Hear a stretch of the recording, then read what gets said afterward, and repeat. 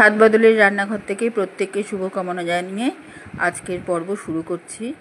আজ আমি থোড়ের একটি রেসিপি নিয়ে এসেছি। থোড়ের যে রেসিপিগুলি হয় তার থেকে একটু আলাদা, প্রথম পাতে খাওয়ার জন্য একটু শুক্তো টাইপের রেসিপি। যাকে যেভাবে আমি বানিয়েছি দেখাচ্ছি কী করে বানিয়েছি। এটা খেতে খুব সুন্দর হয়। এখানে থোড় নিয়েছি একটু কুচিয়ে, সমপরিমাণ আলু, থোড়, সমপরিমাণ বেগুন, আর নিয়েছি একটু কাঁঠালের বিচি, আর লাগবে আদা আর কাঁচা লঙ্কা।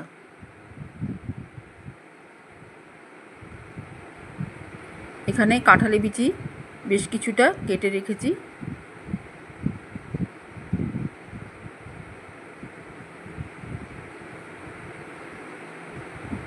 বেগুন নিচ্ছি, বেগুনটা খুব কচি সরু বেগুন, ওই জন্য এরকম হালকা করে রান্নাটা করলাম। আর তার মধ্যে থোড়টা খুব সুন্দর যাবে জন্য থোড়টা দিলাম। থোড়টা দুদিন আগের থোড়, একটু কালো হয়ে গিয়েছিল, কাজেই এটা দিয়ে অন্য কোনো থোড়ের রেসিপি ভালো লাগতো না, একমাত্র এইরকম রেসিপি হলেই ভালো লাগবে। ওই জন্য আমি থোড়টা দিয়ে ঠিক এই রেসিপিটাই বানালাম। একদিন রেখে দেওয়ার পরেই থোড়টা এরকম কালো হয়ে গিয়েছে। যাকে যথাসম্ভব আমি এটা পরিষ্কার করে ধুয়ে একটু সিদ্ধ করে নিব, যাতে কালো বা কষ জলটা একটু বেরিয়ে যায়।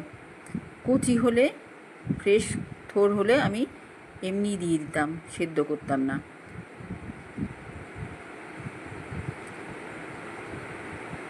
এখানে থোড়টা সেদ্ধ করে আমি জলটা ছেঁকে নিলাম।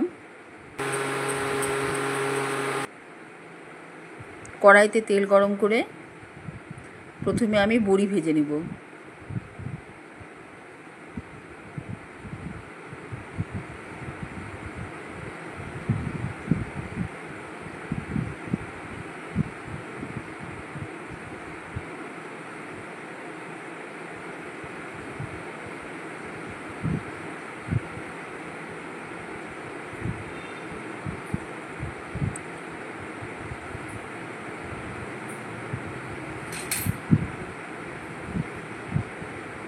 বড়ি ভাজা হয়ে গিয়েছে, এবার বড়িগুলো তুলে রাখবো।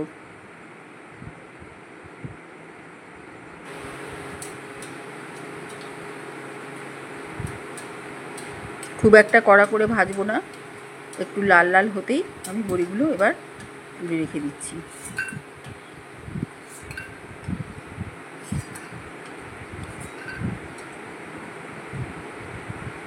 এবার এই তেলের মধ্যে আমি দিয়ে দিব বেগুন।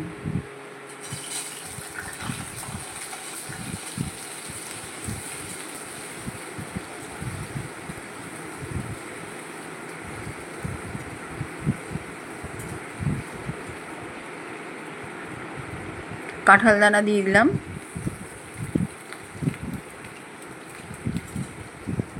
শুধু একটু তেলে নরম হবে, এটা কিন্তু একদম ভাজা হবে না, কাঁচা ভাবটা যাতে না থাকে ওই জন্য গরম তেলে একটু নরম করে নিলাম।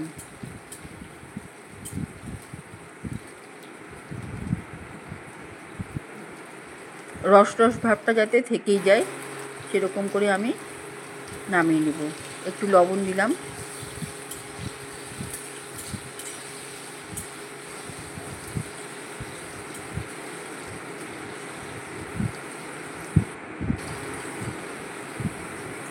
আমি এবার নামিয়ে নিচ্ছি।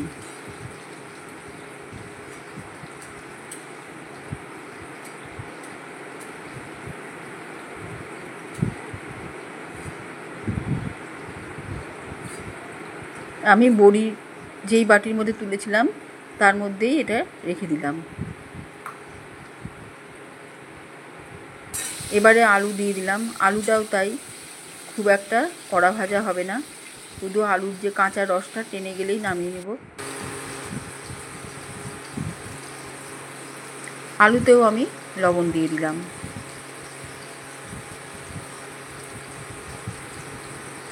হলুদ দিয়ে দিলাম।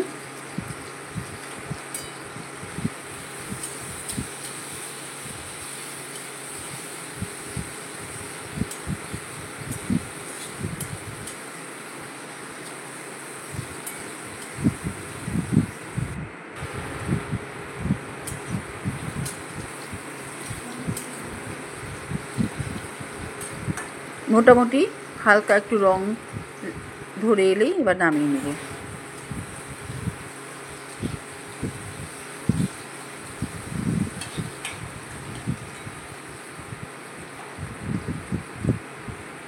এখানে আমি 5 ফোড়ন দিচ্ছি।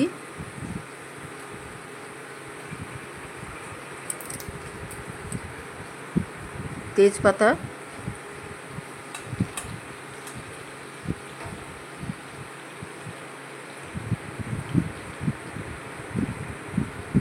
আর দিচ্ছি শুকনো লঙ্কা।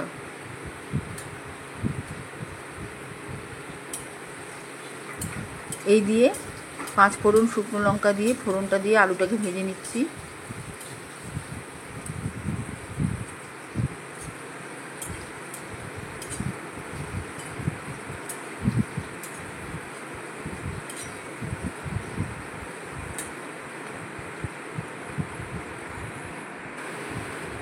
এবার আদা বাটা, কাঁচা লঙ্কা বাটা দিয়ে দিলাম। কাঁচা লঙ্কাটা আমি থেতলে নিয়েছি। সঙ্গে সঙ্গে দিয়ে দিলাম সেদ্ধ করে জল ছেঁকে রাখা থোড়। এটা দিয়ে বেশি একটা ভাজবো না।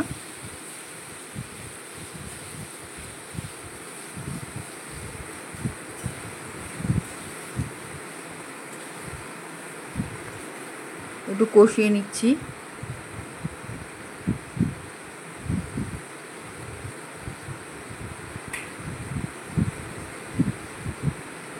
থোড় দেওয়ার পরেও আমি লবণ দিলাম। আমি বারে বারে লবণটা দিয়েছি, একবারে দিলে লবণটা বেশি হতে পারে। হলুদ দিলাম, দিয়ে মশলার সাথে কষিয়ে নিচ্ছি। চিনি দিচ্ছি একটু।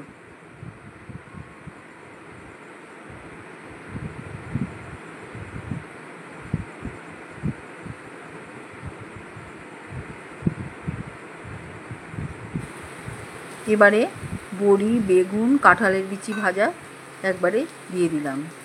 যেগুলো সাঁতলে রেখেছিলাম সবগুলো সব দিয়ে দিলাম একসাথে, দিয়ে জল দিয়ে দিলাম।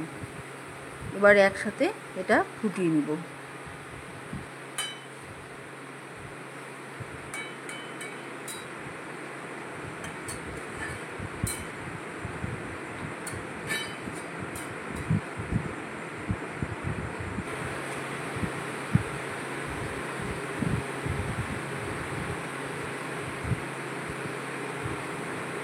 যখন ভালো করে ফুটে জল অনেকটা কমে আসবে,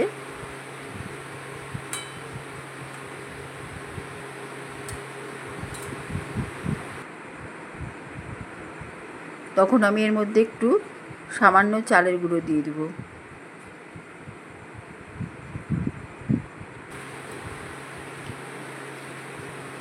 জিরে গুঁড়ো দিলাম একটু সামান্য, সামান্য চালের গুঁড়ো আমি মাঝখানে দিলাম। এটা দিয়ে পুরো ঝোলটা মাখিয়ে নেব সবজি সমেত। আর দিচ্ছি ঘি। আর ঘাটাঘাটি করব না, একবারেই থালাতে সবজিটা তুলে নেব।